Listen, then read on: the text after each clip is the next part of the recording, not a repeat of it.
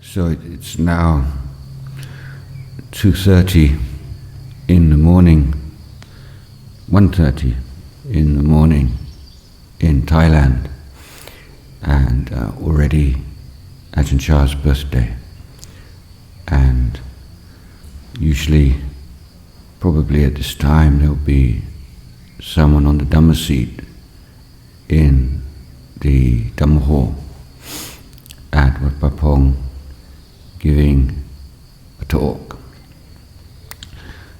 These days, usually the most senior monks, maybe one or two, will give a longer talk, 45 minutes or 1 hour the most.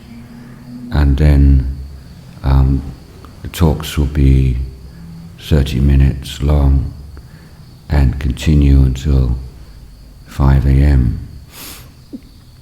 This is one of the long-standing traditions of Wat Papong.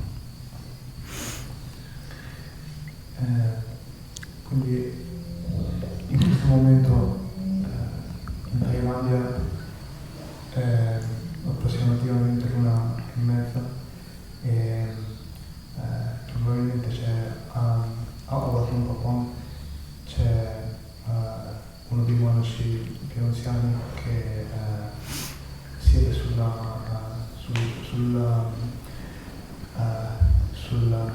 posto sedere privilegiato per dare discorsi di Dhamma e sta dando uno dei primi di una serie di discorsi che cominciano con i monaci più anziani una lunghezza alcuni discorsi che durano dai 45 minuti a un'ora, per poi proseguire con discorsi più brevi fino alle 5 del mattino. Questa è una delle tradizioni, è una vecchia tradizione di Wat Papong.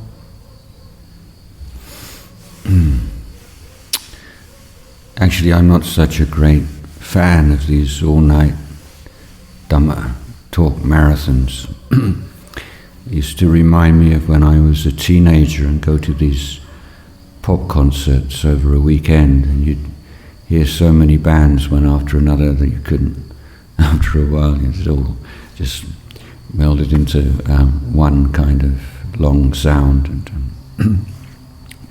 Personalmente non sono un grande fan di questo genere di maratone di discorsi di Dhamma uno dopo l'altro che durano tutta la notte.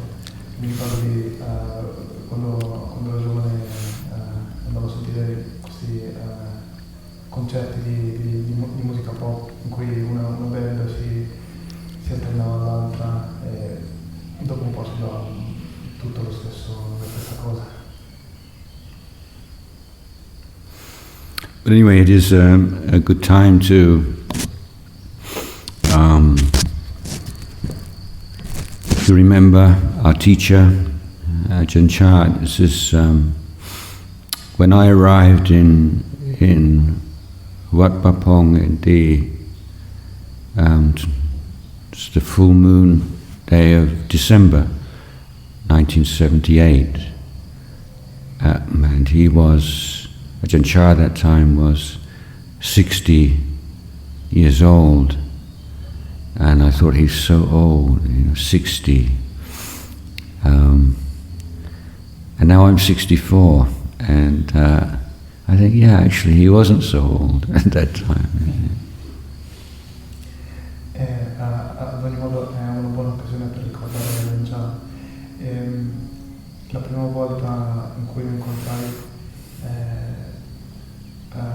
arrivai a Wat Papong il giorno della luna piena di dicembre,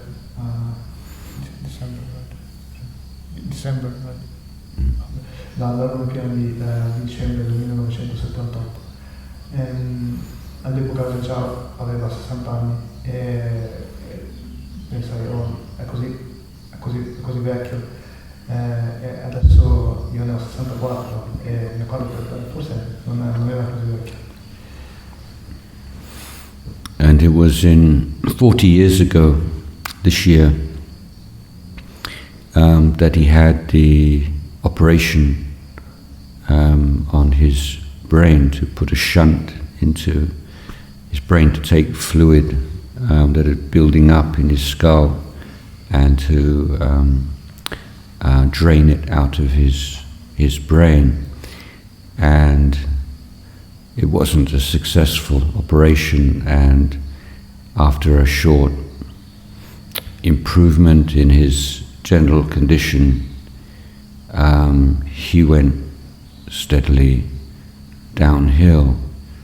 And so from early, when he was just my age, really, that was the end of his teaching career. Circa 40 anni fa, Ajahn Jayasaro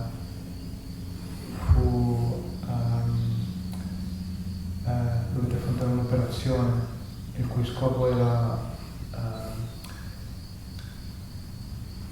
quello di rimuovere i fluidi che si stavano accumulando in una parte del suo cervello.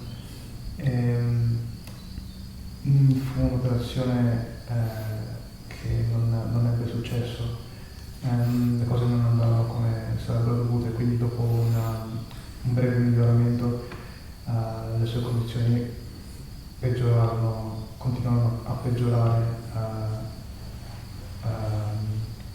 nel corso del tempo, e quindi più o meno alla mia età questi eventi segnarono la fine della sua carriera di insegnamento.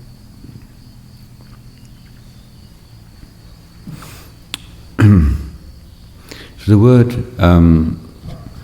Kalyanamitta, good, noble friend, has a number of levels of meaning. There's a general meaning as a goal, aspiration for all of us to be a good friend, to create families and conditions and communities of good friends. And a good friend is someone who helps you to let go of your defilements, helps you to develop virtues, purify your mind. So, simply, if you have a good friend, then you think that there are so many good things that have happened to me and I've achieved in my life that I wouldn't have achieved without that person's friendship. That's the sign of having a good friend. C'è un termine, Kalyanamitta, che si può tradurre come un nobile amico, e in realtà ha uno spettro di significato che può andare a comprendere anche qualunque tipo di buon amico, qualunque persona con cui stringiamo una buona amicizia, a livello personale o a livello all'interno di una comunità. E quando, considerando la nostra relazione con una persona, siamo riusciti a ottenere delle cose, a raggiungere dei risultati che da soli non saremmo riusciti ad ottenere. Questo è un segno di aver avuto un tale nobile amico. È un amico che specialmente ci incoraggia sulla via dello sviluppo di qualità positive e ci aiuta a superare i nostri limiti, le nostre contaminazioni mentali, superare gli stati mentali negativi. The most elevated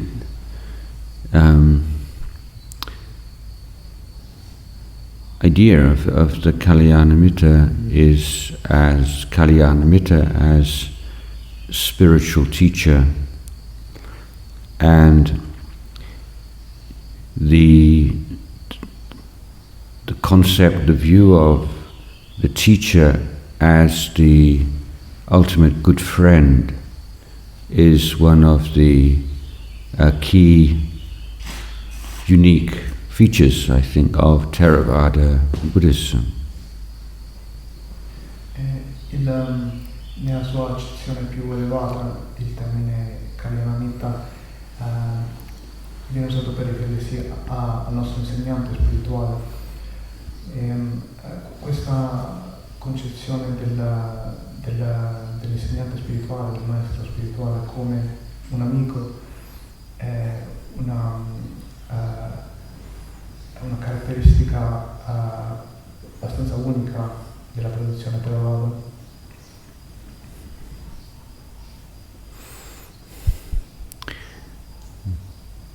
So, although I was only 20 years old when I arrived at Ajahn Chah's monastery, I'd already done a lot of traveling for the past 2 or 3 years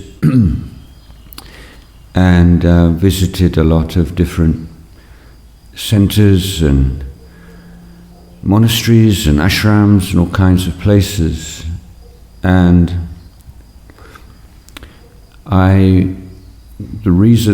one of the reasons that I eventually chose to follow this path was because of this idea of the teacher as the good friend. All'epoca in cui lo incontrai per la prima volta, in cui incontrai Ajahn Chah per la prima volta, avevo circa 20 anni e da 2 o 3 anni ero in viaggio per il mondo e avevo già viaggiato molto e ero stato in molti centri, ashram, monasteri diversi. E la ragione per cui alla fine decisi di scegliere questa tradizione in particolare fu proprio questa idea del maestro spirituale come un amico. So I'd seen a number of communities and would continue through the 80s and 90s, particularly communities that were destroyed by the misbehavior of teachers. E quindi ho avuto l'opportunità di vedere diverse comunità, specialmente nel corso degli anni 80-90, che sono state distrutte dal comportamento scorretto, immorale del loro insegnante, del loro maestro. And what I really appreciated in our tradition was the fact that all the Sangha take refuge in the Vinaya, and that there are no exceptions to any of the rules for any of the monks. in some traditions, there is the idea that the teacher, enlightened teacher, is beyond morality. He cannot be held accountable in the same way as an unenlightened being might be. That one should not judge behavior that might seem immoral or manipulative because the mind of the teacher is free. Sometimes they come up with beautiful terms like crazy wisdom, so to make it sound kind of profound. Una delle caratteristiche della nostra tradizione è che l'intero Sangha prende rifugio nel Vinaya e l'aderenza al Vinaya, alla disciplina monastica nella sua interezza è richiesta ad ogni monaco senza eccezione,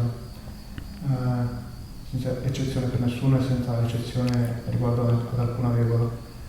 Per cui questo non è sempre il caso in altri tipi di tradizione del buddismo. In alcune tradizioni il maestro viene ritenuto al di sopra della comunità, viene considerato che non gli si può chiedere conto delle sue azioni perché la sua mente è a un livello diverso rispetto a quello degli esseri ordinari. È un essere illuminato e quindi la sua mente è libera e quindi non si può giudicare un suo comportamento che potrebbe apparire scorretto o manipolativo perché appunto è qualcosa che è al di là della possibilità delle persone comuni di poter giudicare. So when I arrived at Upapong, one of the first things, immediate things that I could see was that Ajahn Chah was dressed in exactly the same way as all the other monks. There was no difference in how his robes and the robes of someone who'd been a monk for a day.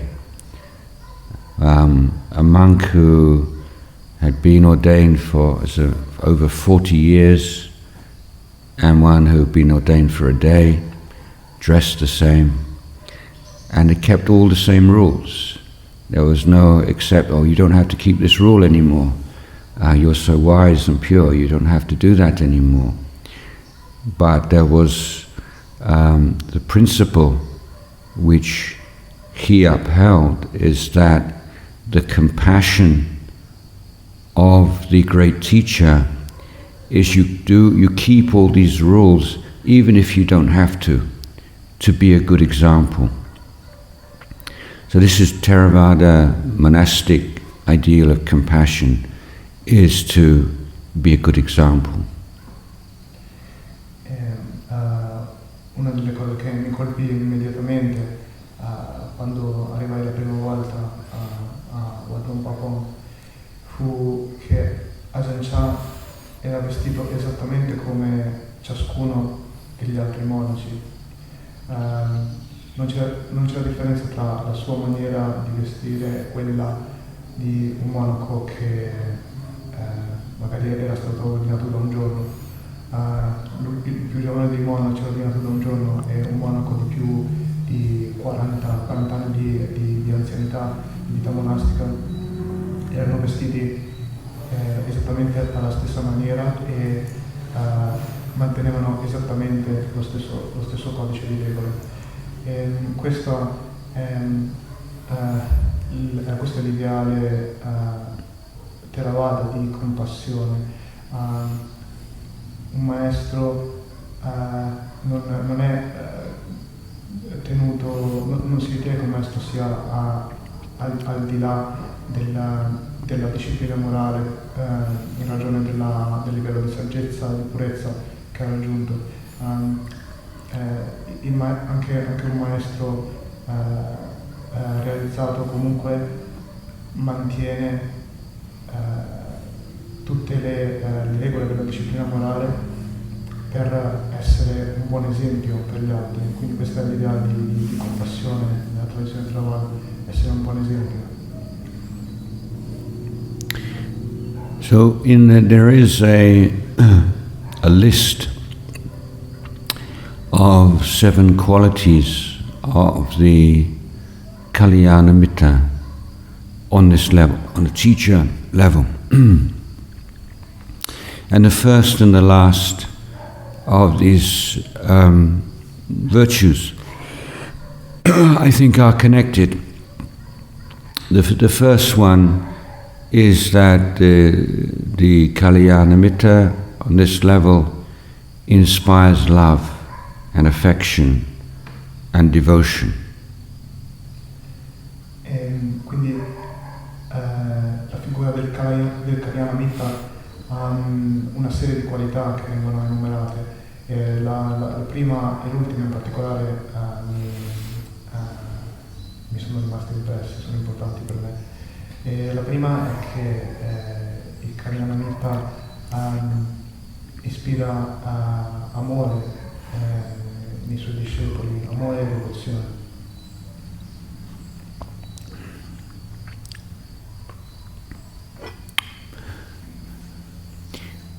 And this was very much the case with Luang Por Chah, and whether it were monks or lay people, he would be sitting under his kuti, for instance, and chatting or answering questions or teaching, and you just didn't want to get up, you just didn't want to leave, you just want to stay there. And how many hours would pass, and you'd have to be sort of sent away and go away, because you just want to stay there all the time, you just want to be close to him.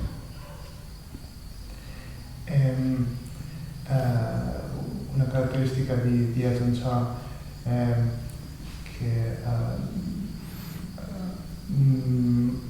che si trattasse di monaci o di laici,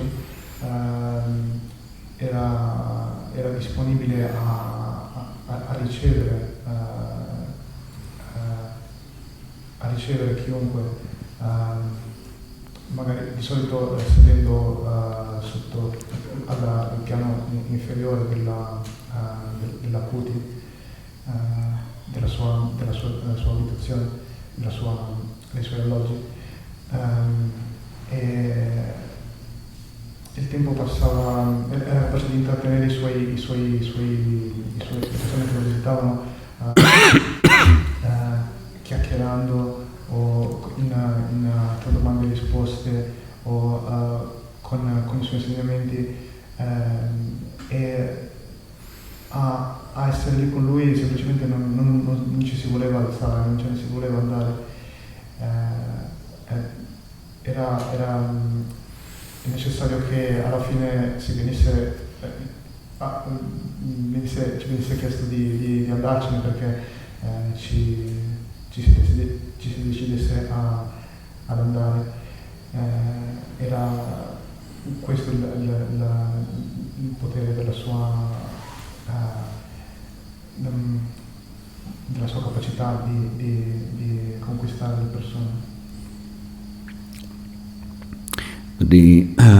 The seventh, the last of these qualities, which forms a pair with this first one, is that the spiritual teacher never uses that emotional power that he has to manipulate or to lead the student astray. L'ultima delle qualità di un Kalyanamitta è che il maestro spirituale non, in nessuna occasione usa questa influenza che ha sulle altre persone, questo potere questo potere che ha questo potere di generare una connessione emotiva con le altre persone. In nessuna occasione il maestro spirituale usa questo potere per condurre le persone sulla cattiva strada, sulla strada sbagliata.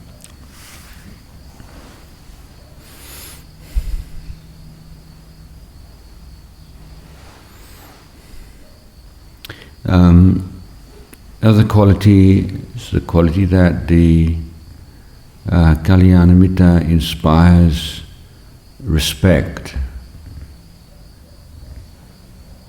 And the respect and the love balance each other. If there's too much love and there's not enough respect, you can forget yourself a bit and lose your mindfulness. Maybe too much respect, not enough love, is a bit cold.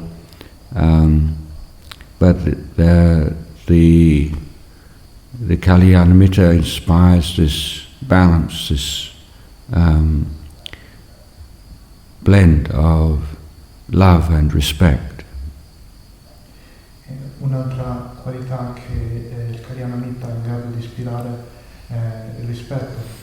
Il rispetto serve in qualche modo a bilanciare l'amore che egli ispira, perché se c'è soltanto l'amore,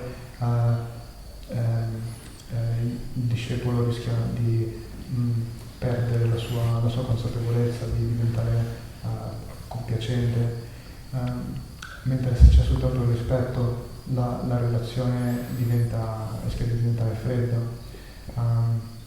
Per cui questi due fattori che il Kalyanamitta riesce a ispirare nelle persone si costituiscono una miscela bilanciata che appunto costituiscono una miscela che mantiene bilanciato il rapporto tra il maestro e il discepolo.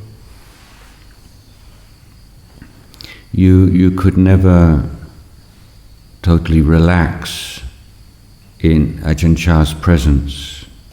There's always this very clear, very uncompromising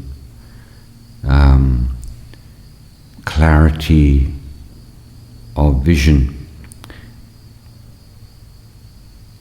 And you felt that you had to be mindful, basically. It was a demand on you. It's not like a choice. You're somebody with that. It's just, you just feel you have to be on your best game. You know, you have to be mindful in the presence of someone like this.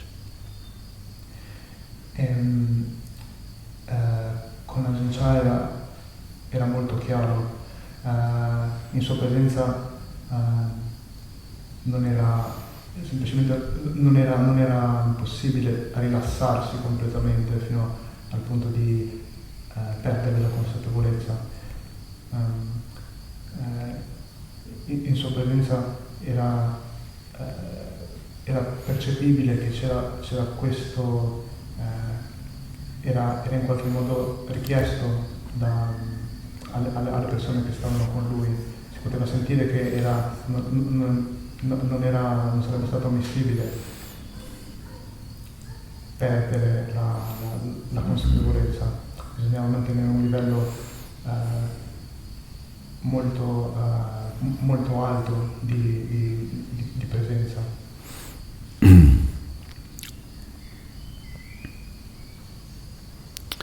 I first got to know Ajahn Chah at the end of 1980.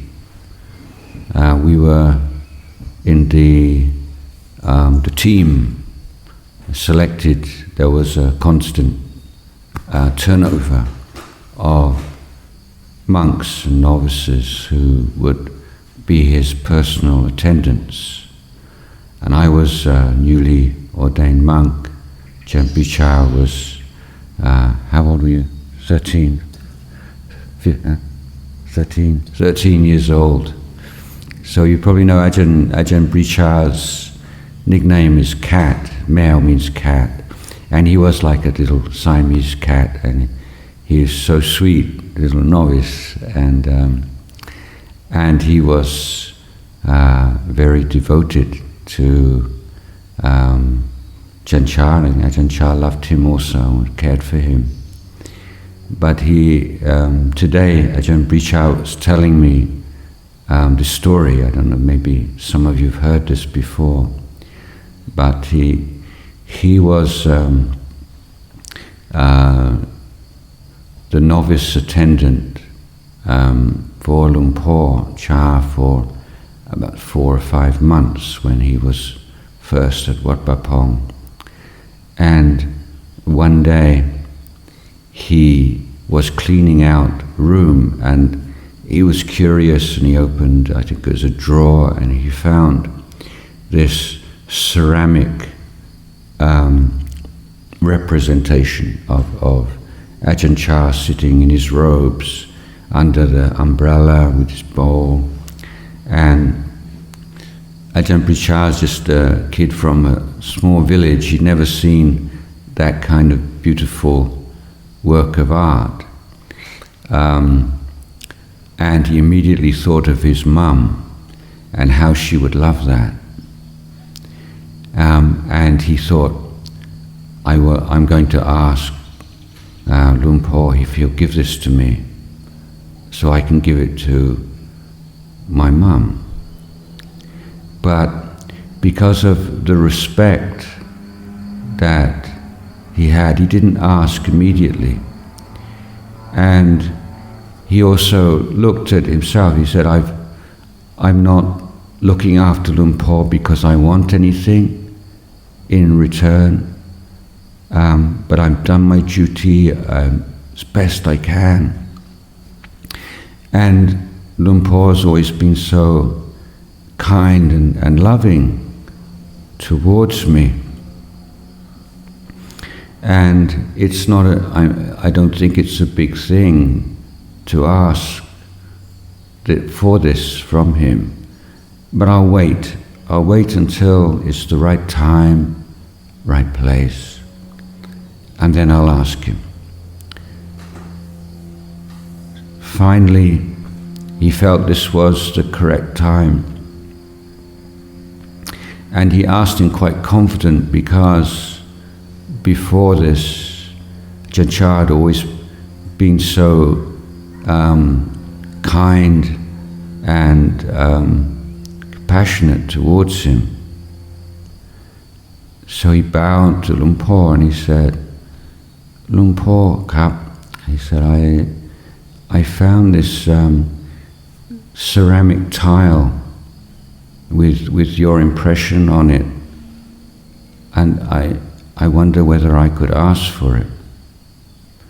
And suddenly Ajahn Chah just transformed from this lovable old grandfather to this steely-eyed, "What do you want that for?" he said. And that was it.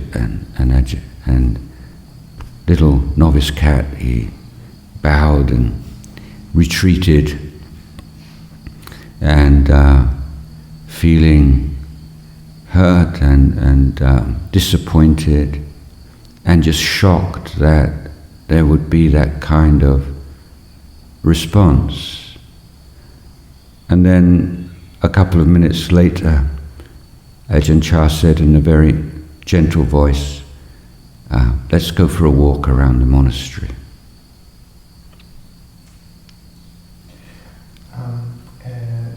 La prima volta in cui incontrai Ajahn Chah fu nel 1980. All'epoca eravamo parte di una squadra di monaci che si davano il cambio, facevano i turni per assistere a Ajahn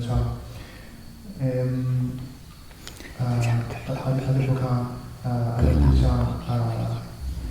All'epoca io ero un monaco ordinato da pochi anni, e Ajahn Jayasaro avevo 13 anni ed ero un novizio all'epoca. Ajahn Jayasaro aveva dato il soprannome di gatto, meo in thailandese.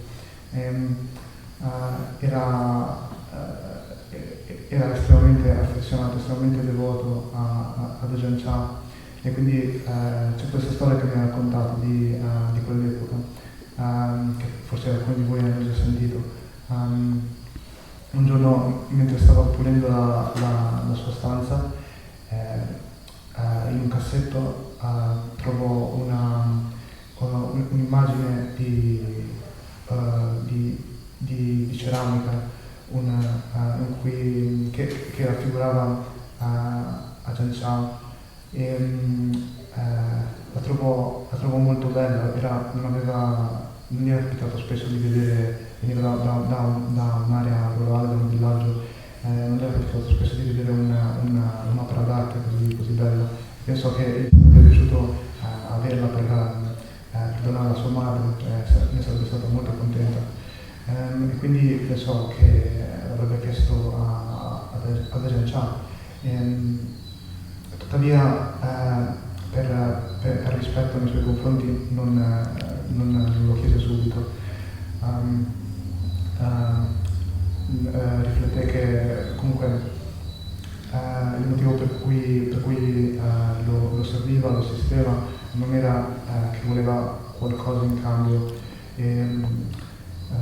quindi decise di aspettare il momento e il luogo opportuno per chiedere questo oggetto, per chiedere questo favore da Ajahn Chah, pur avendo comunque una certa fiducia nel fatto che Ajahn Chah, che è stato sempre estremamente gentile e amorevole nei suoi confronti, gli avrebbe senz'altro concesso quel favore. E quindi arrivato il momento che sembrava opportuno,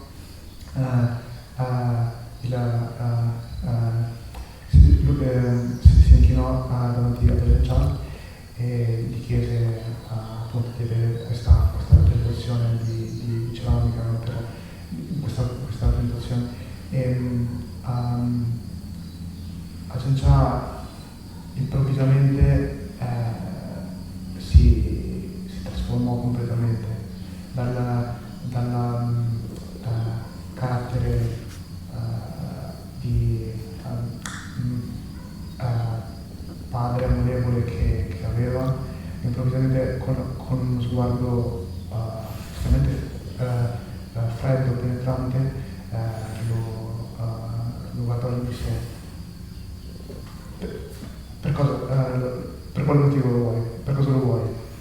E quindi il novizio meo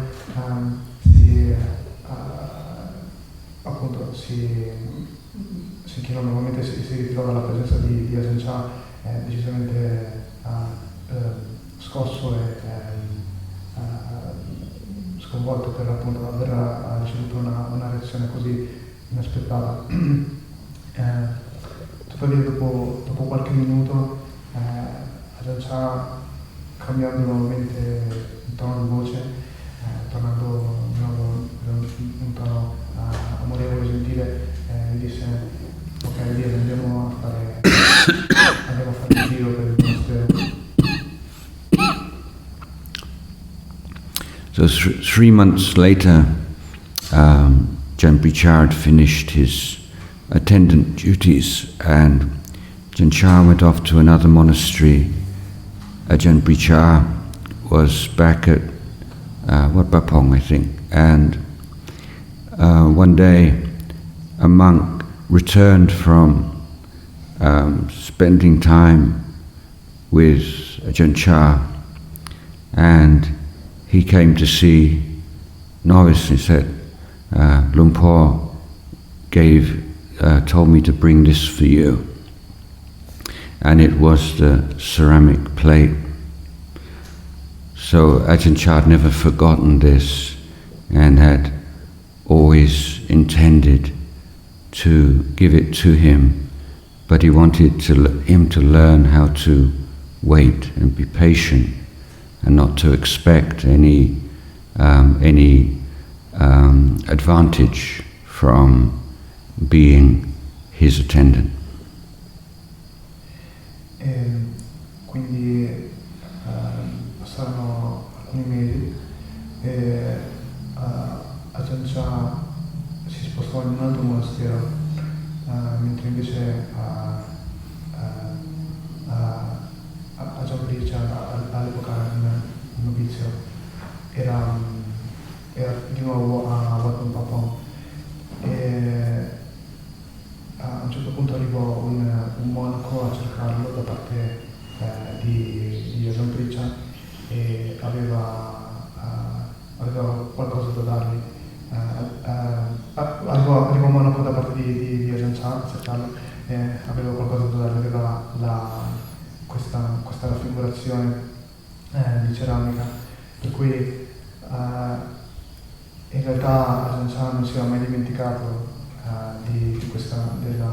della richiesta che aveva ricevuto, e fin dall'inizio probabilmente aveva intenzione di dargli quello che desiderava. Tuttavia voleva prima insegnargli ad aspettare, ad avere pazienza e a non aspettarsi di ottenere favori particolari per il fatto di essere il suo attendente.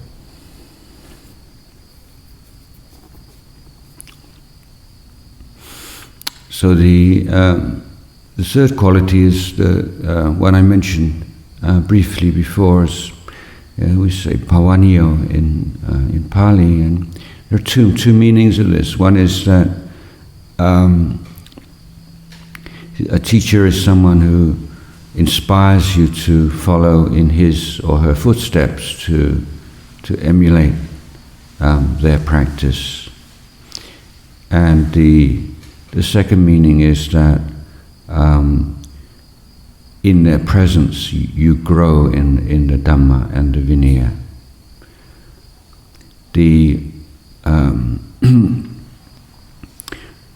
When Ajahn Chah very rarely spoke about himself and his own practice,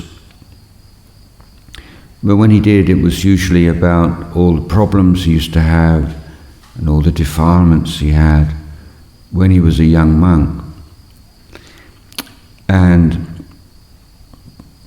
when he spoke in that way, then all the young monks who all had their problems and difficulties, instead of just sort of, oh, look at Ajahn Chah, he's wonderful, he's our teacher, he's perfect, then he was reminding us always that I was just like you. I've achieved what I've achieved through effort, through practice, and just as I achieved it, you can achieve it. You can do what I did. So he's very empowering as a teacher, not just enjoying the sense that we all, they love me, they respect me, they all think that I'm wonderful. But he's constantly telling them, this is through the power of the Dhamma. And if you practice the Dhamma, you too can follow exactly in the same path that I've followed. Una delle qualità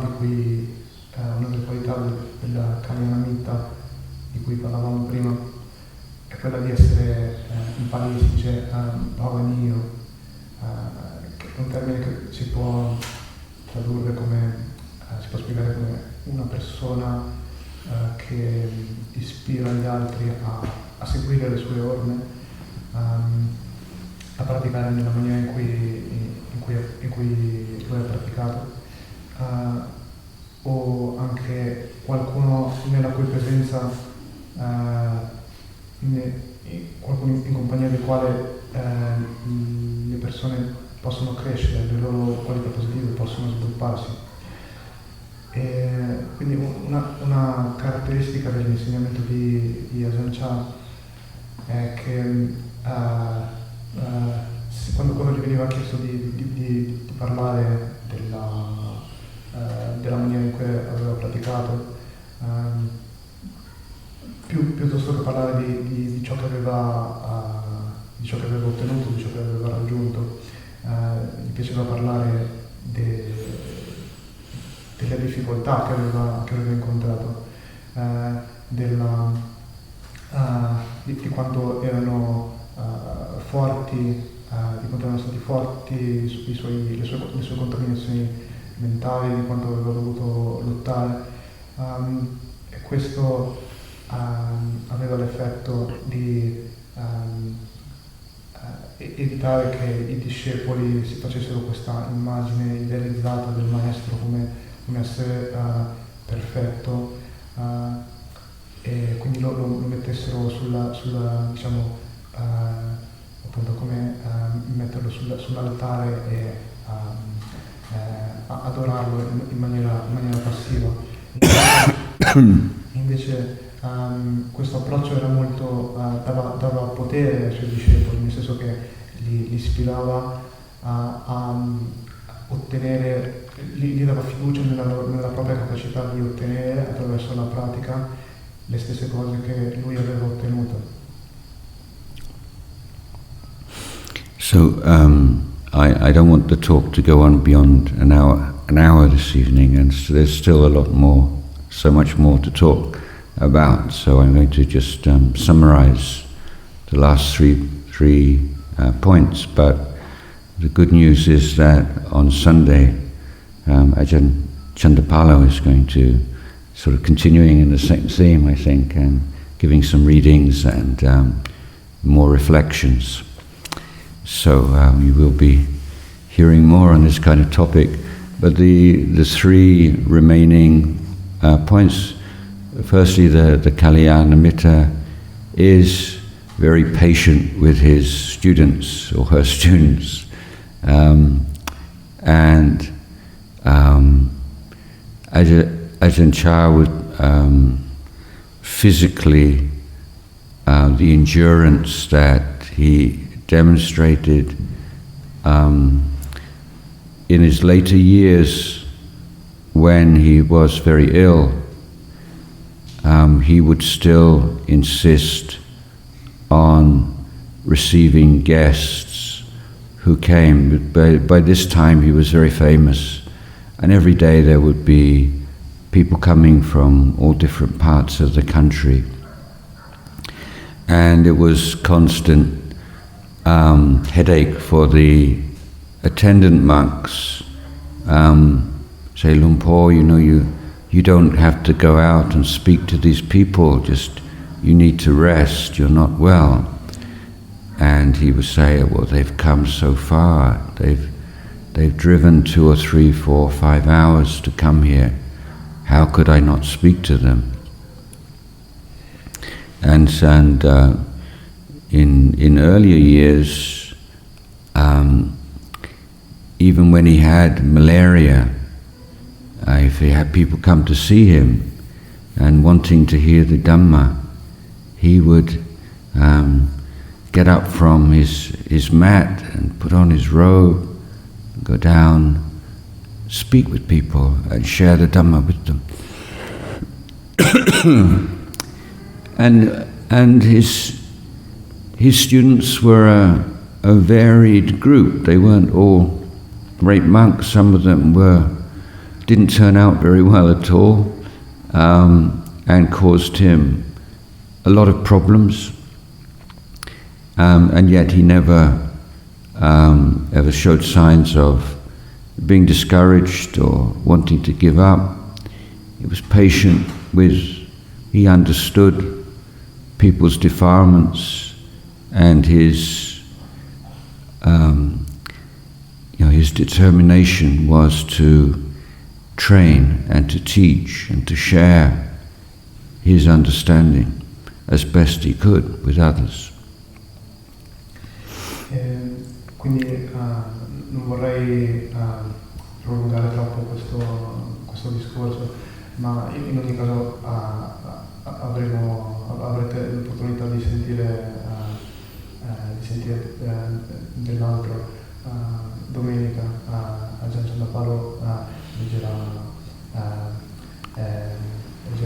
racconterà probabilmente degli altri episodi, degli altri insegnamenti di Ajahn Chah domenica prossima. Quindi vorrei toccare nel tempo che rimane ancora 3 punti. Quindi un'altra qualità del Compleanno è quella di essere paziente, di avere la capacità di sopportare le difficoltà. Ajahn Chah è stato un esempio anche di questa qualità,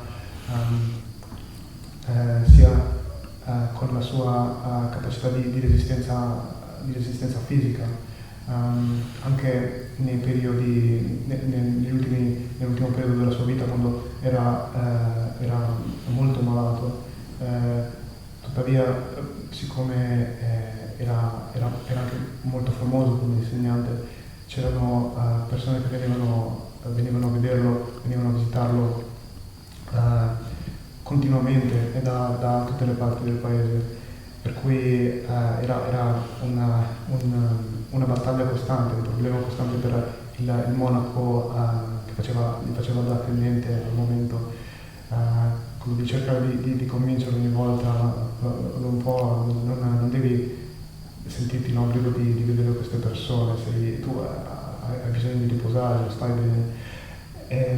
Tuttavia Ajahn Chah insisteva che queste persone erano venute da lontano, avevano guidato magari diverse ore per arrivare lì, e quindi appunto insisteva per andare da loro e condividere il Dhamma con loro. E anche nei primi periodi del Wat Pong, quando era malato di malaria, anche allora, quando arrivavano visitatori, nonostante le sue condizioni si sforzava di alzarsi, di indossare la sua veste e di scendere a ricevere gli ospiti e a condividere il Dhamma e i suoi insegnamenti con loro.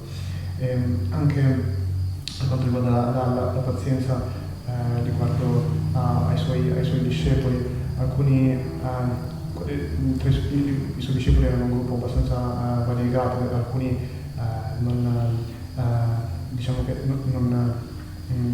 come discepoli, come allievi non risultarono molto, non diedero buoni risultati, buoni frutti, diciamo.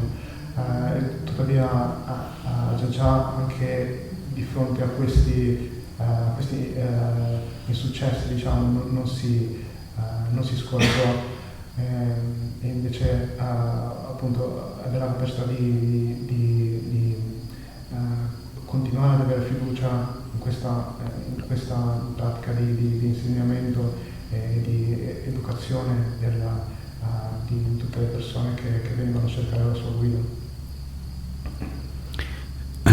The two remaining qualities are related to his communication skills. One, his ability to excuse me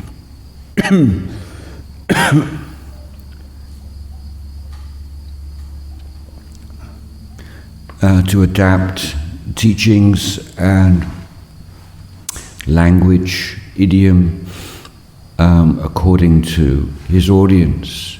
So able to teach people from with very little formal education, rice farmers, also more educated people from the city, academics, and Westerners, stubborn, arrogant Westerners from very different backgrounds and without a shared language, and was able to get through to us all and to pitch the way he spoke, the manner he spoke, the things he said, which were just so fitting for the audience.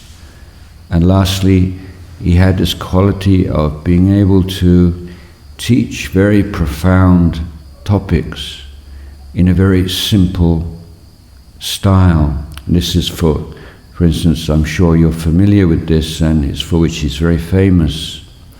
But it's not just that he could present the Dhamma, profound Dhamma, simply, but that simplicity was not a betrayal of the more difficult or complex features. It maintained, it was true to the Dhamma, and yet so simple that you think, oh, that's what that means. And the simile in the suttas is like turning something that was overturned is upright, shine a light in the darkness. So these were the last two qualities. Le ultime due qualità sono, la prima è la capacità di adattare la maniera di insegnare il linguaggio a seconda del pubblico che si trovava ad ascoltare i suoi insegnamenti. Ajahn Jayasaro era in grado di insegnare a qualunque tipo di pubblico, che si trattasse di contadini di riso o di gente di città con un'educazione più articolata o di persino accademici occidentali con una formazione culturale estremamente diversa, che parlavano un'altra lingua, che a volte erano anche decisamente testardi e arroganti.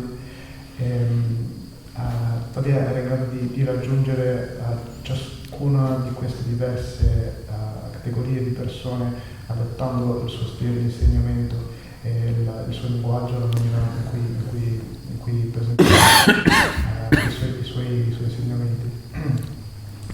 L'ultima qualità è quella di saper presentare ciò che è profondo e difficile, gli aspetti più profondi del Dhamma in maniera semplice, in maniera accessibile. Questo Ajahn Chah era in grado di fare senza tradire la profondità di quello di cui parlava, riusciva a veicolare tutta la profondità dell'argomento di cui stava parlando, incapsulata in una forma molto semplice e accessibile ai suoi ascoltatori. Quindi nei sutta c'è questa metafora che ricorre della rimettere diritto un oggetto che era stato capovolto, o del fare luce in un luogo dove c'è oscurità. Quindi questa è queste sono le ultime due qualità di Ajahn Chah come Compleanno di Luang. Okay, so I'd like to end the discourse. Vorrei finire qui.